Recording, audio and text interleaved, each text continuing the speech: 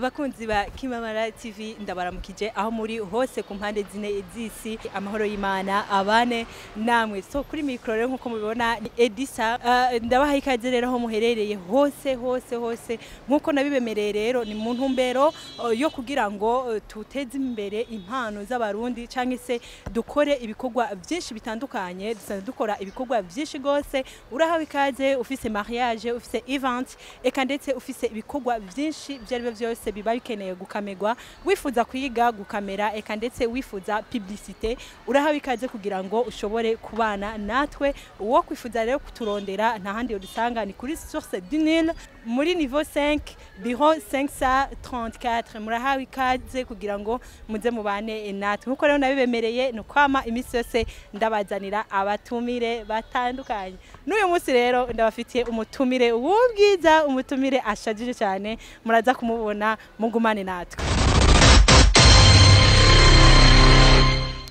Yes, nababwiye yuko tuticaye ahubwo turi hano kugira ngo dushobore gukuza impano za benshi mu Burundi mu gihugu cyacu cy'u Burundi kuko niho muhira dutegerezwa gukuza impano za bene data kugira ngo zishobore gushika kure hashoboka nkuko nayo nabibabwiye ndi kumwe n'umutumire w'ubwiza reka tumuhe ikaze kuri micro za Kaminuza TV ashobore kuturamutsa eka ndetse ashobore kutwibwira uwari we reka tumuhe ikaze. Murakoze cyane ndabaramukije abakunzi b'Kaminuza TV ni Christian niyo nshuti niyo mazina abavyeyi banyise ego nkaba nsanzwe ndi umwe mu bakora igikorwa cyo guhimbaza Imana biciye mu kuririmba ndi umunyeshure niga muri Kaminuza y'u Burundi mu wa gatatu ndi n'umusore urumva yuko ari ku isoko guys muri ko murankurikirana ari ku isoko murabona yuko ari mwiza cyane ntaca baye vraiment murabona yuko nagasira ari bo so mbega Christian ni muntu ki kubatakuzi abantu ari gambere bashaka kuba bakubonye Christian ni muntu ki bon navuze Christian ku ruhande rw'umubiri ndi umwana w'abavyeyi babiri ariko mu buryo bw'imwemu ndi umwana w'Imana ego hama nk'abasanzwe nkora igikorwa cyo guserva ishengero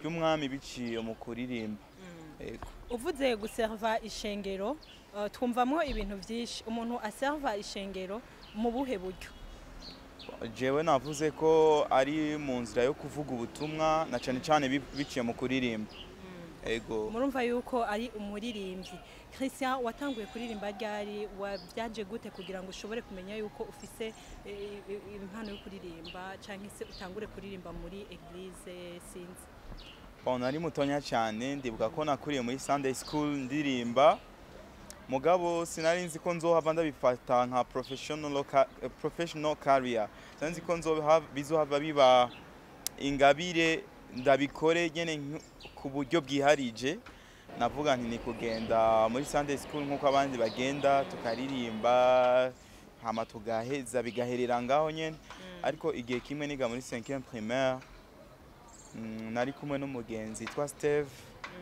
sanzwe ari umustiliste muri kino gihe uwo mugenzi twa Steve Zig Smith niwe muntu wa mbere yatanguye kudekuvra ko fise ingabire yo kuririmba twarigana niga 5e primaire hama igihe kimwe badutuma amatete sinzi kuyazi amashanga voilà bon ndamubwira ati je numva no ririmba nkaguma ndirimba shambwira ati jewe uko ndavyumva numva amenga nturi kuraririmba nk'utabizi ashaka kuzovyiga ahubwo uri kuraririmba nk'ubizi uti rero ngomba ndagufatire umwanya bari gucamwa amatete yiwawe ndayagucire nayi wanje hama wewe ugumuririmba ugerageze wandika kari mu gashaki kabe iminota kama seconda 2 mugabo ukiyandikire uhejeje nanje nkaheza ucukandirimbira canda composer karirimbo mpejeje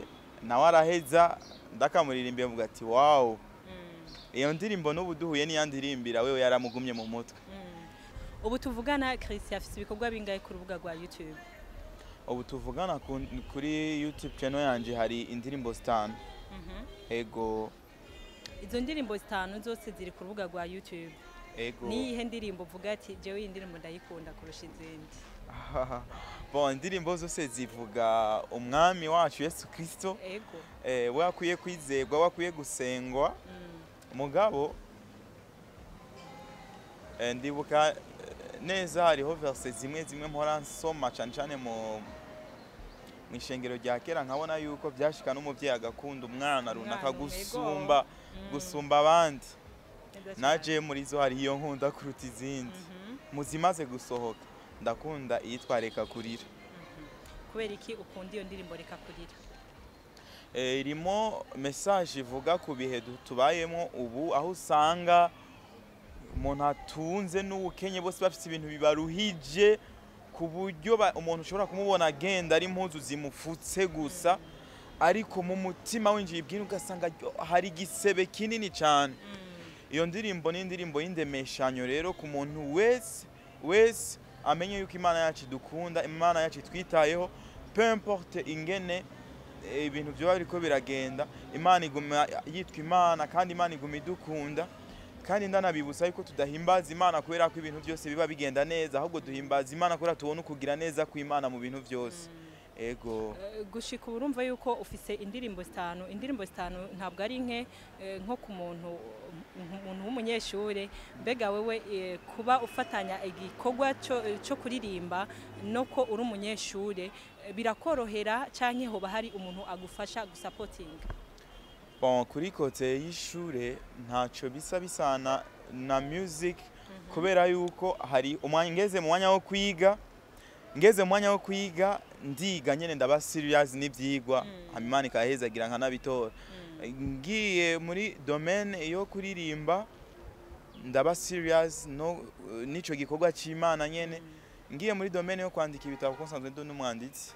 Ngiye muri domaine yo kwandika muravyumva guys, afise impano igihumbi, arandika araririmba n'umunyeshure.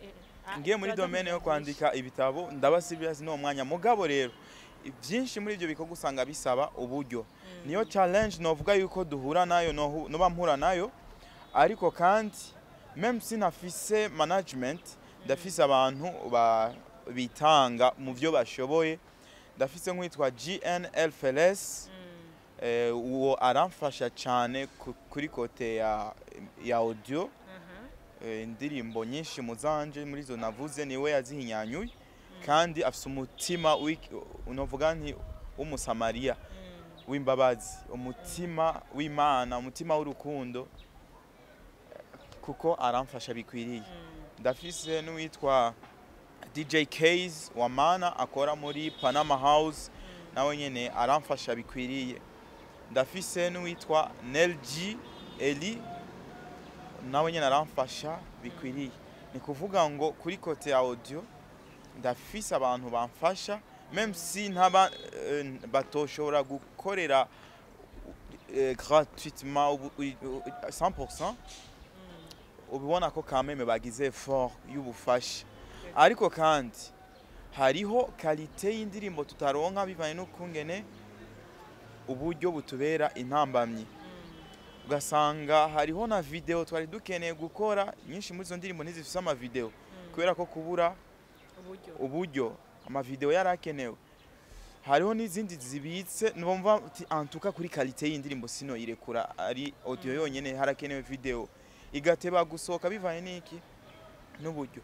Iyo ntambamyi y'uburyo rero iraboneka cyane, irigaragaza cyane, ariko kandi kubera ko igikorwa aba ari c'Imana ibigishigikiye abo iba yateguye ko message ishika kirabashika ko neza cyane, kandi impact Imana ibishaka ko iyi ndirimbo igira mu mutima w'umuntu irayigira neza cyane, n'ama feedback tukanayaronka. Ego dufatiye kuri ico nyene c'uburyo uri kuraraba indirimbo uri kurasohora usohora uburyo butari buke, mbega hari ico winjiza canke hari ico wunguka? Bon akarusho novuga si inyungu zose z'amahera. Inyungu zose abantu twibaza yuko abari zikeneye kuduhereza amahera. Amahera bien sûr harakenewe kugira dukore music kuko ntabwo ushobora kugenda ku muntu mu producteur ngo nkorera indirimbo mu izina rya Yesu no tegeza ko muri ushobora kubuja ku mu videographer umubwira ati nkorera indirimbo mu izina rya Yesu canke ibindi vyose dukenera nk'ama déplacement n'ibiki ariko kandi igihambaye gusumba ayo mahera une fois ubwiye umuntu ubutumwa agahinduka sinobabesha uba wumva ufise umunezero udasanzwe udakomotse kuba ku mahera oya kubera ko uzi ijambo ry'Imana rivuga ngo abashikanye benshi kukugoroka bazokwakaka harahiriwe abazana benshi kuri Kristo n'amahera arakenewe mugabo intumbero ya mbere mu gukorera Imana kwacu si kurondera icubahiro cyacu si kurondera amahera si kurondera kuvugwa si kurondera kumenyekana ahubwo ni kurondera icubahiro cya Kristo ni kurondera ni gutumbera icubahiro cya Kristo ni gutumbera ko benshi bamwizera ni gutumbera ko abantu imitima y'abantu yipfuza Imana yizera Imana iryohererwa Imana gusumba ivyo bindi navyo rero Imana yabibonye ko biri mu bugombe bwayo irashobora kubiduhereza nk'inyongera ntibikwiye kuba motivation yo gukorera Imana kwacu oya iyo bibaye business nk'izindi ariko navyo nyine Imana yabonye ko bikwiriye kubiduhereza irabiduhereza nishobora kubura inzira iguhereza mu amahera yifuza ko yaguha nishobora kubura inzira iguhesha mu icubahiro nishobora kubura inzira igukorera ico kintu cyose reka tugaruke gatoya mu kibano mbega nko muri eglise canke se mu kibano aho mubaye hoho bavyakira gute eglise hoba hariho ico ifasha canke naho mu muryango hoba hariho ikintu bafasha cyane ku ngabire yawe bon sama eglise menshi arabitahura ku kintu cyo kubiba ku ba ministers n'abamaze kubitahura ashobora gusanga kwera kubuzi uburyo bwo mu rugo iwanyu ukabona ati antuka nubwo babitahura bifuza kubikora uburyo sikirenga ahantu rero aba ministers bose bogatahura yuko eglise tagushigikiye nibisigura ko Imana itagushigikiye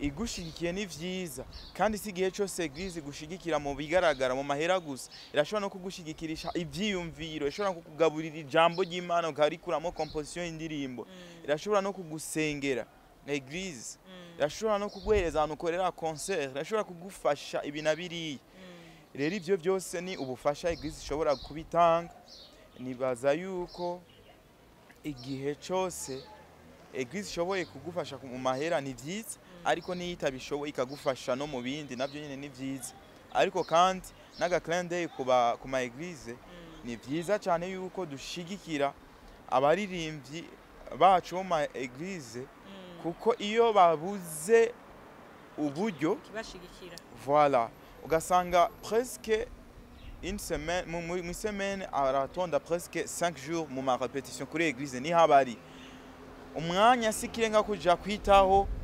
ivy'ubuzima busanzwe iyo rero eglise itagiza kigori mushigikire mu vy'imibereho arashobora kubivamwo akaja kurondera ivyo bita ubuzima nubwo ubuzima bw'ukuri ari Kristo akaja kurondera ubuzima gasanga igikorwa c'Imana giteye umugongo nico gituma ntuvuga nti n'aba ministers mu ndirimbo barakwiye gushigikirwa cyane reka tugaruke ku igikorwa tumaze imisi tubona gishasha kimaze imisi ngahe wisunze iki kugira ngo ushobore kugishira ku mugaragaro bon indirimbo nshasha ni naritahuye naririmbanye n'uwitwa Dan ni kuvuga ni indirimbo novuga ko iri mu bwoko bw'ama testimonial songs indirimbo zo gushinga intahe uvuga ivyo wagenderamwo kera ariko mu nyuma ukitahura uko ukwiye kubaho ingene ukwiye kumera ivyo ukwiye gukora hamaze kwitahura ukagendera rero muri ubwo bundi buzima bushasha ni indirimbo rero mvuga nti nayipostinze nacanye nayisohoye kugira ngo yigishe n'abandi bakiri muri buriya buja bitahuri bafashe kwitahura yego dufise abaririmbyi benshi ngaha mu Burundi ni kubera iki wahisemo kuyikorana na Dan bon jewe caractère za mbere ndaba kugira ngo nari n'umuntu icambere nuko aba yarizeye Yesu Kristo nk'umwami n'umukiza na Dan yarizeye nk'umwami n'umukiza Yesu Kristo nk'umwami n'umukiza. Ica kabiri style nagomba kuririmbamo ndashobora kuraba eske n'umuntu iyo message na style nja kuririmbamo ashobora kubiviva. Ariko ivyo byose vyiyongereye ku bucuti twari dusanzwe dufitaniye na Dan ni more than friends, turi nk'aba brothers. Yes.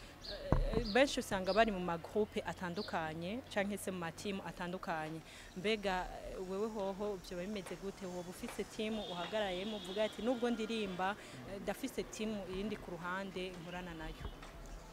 Bon, narigeze kuba mfise team zibiri ndongo, imwe yari yitwa GMT, God is Mike team. Iyo ntiyavansa, narigeze kurongora n'indi yitwa The Shiners of God, ntiyabandanya. Ubu rero nta team ndimo usivye umugwi wa worship team wo kuri eglise nsanzwe nsengeramo. Yego. Rero watubwiye ko uri umuririmbyi kandi indirimbo vraiment ziwe ni nyinshi, kuko mwavyumvise, reka aducishirize ko kugira twumve vy'ukuri ujya duhora tubona rijya juryo bari gwiwe. Reka rero tumusabe aducishirize ko gatowe. Okay, turashobora kuririmba reka kurira. Nshuti reka kwiganyira, reka kurira, ibyo ubona byananiranye, Imana irabishobora, nta kibazo na kimwe kimunanira, ibyo bibazo byawe arabishobora, niwe wenyine ashobora kubimara. Nta kibazo na kimwe kimunanira, ibyo bibazo byawe arabishobora, niwe wenyine ashobora kubimara. Reka kurira, Yesu ntiyagutaye oya ntiyaguhevye, bibwire Yesu arakwitayeho. Reka kurira, aragukunda, bibwire Yesu, Yesu we arakwitayeho. Yesu ntiyagutaye oya ntiyaguhevye, bibwire Yesu, nukuri aragukunda, arakwitayeho. Wow. Je nanze this sinzi nawe uri kurankurikira biza gutanga. Nahezagiwe. Yesu aragukunda, arakwitayeho. Indirimbo yo biri imwe mu ndirimbo zawe canke ni imwe nyene mu ndirimbo usanzwe ukunda? Yes, ni imwe mu ndirimbo zanje kandi nkunda cyane. Ego. Ati reka kurira, uri kuradukurikirana shobora kuba ufite ibibazo bitandukanye, ariko areke kurira. Yesu aramukunda kandi aramwitayeho. Peu importe situation bari karagenderamwo, Imana iri muri we iruta ivyo bibazo bari karahura navyo. Gira rero ico ubwiye abantu, hariho umuntu arashobora kubavuga ati jewe n'ukuri namwumvise ukuntu aririmba vyampimbaye, ndifuza kumushigikira. Mbega nk'umuntu avuga ati ndifuza kugushigikira, yo gusanga hehe mu bihe bibanze?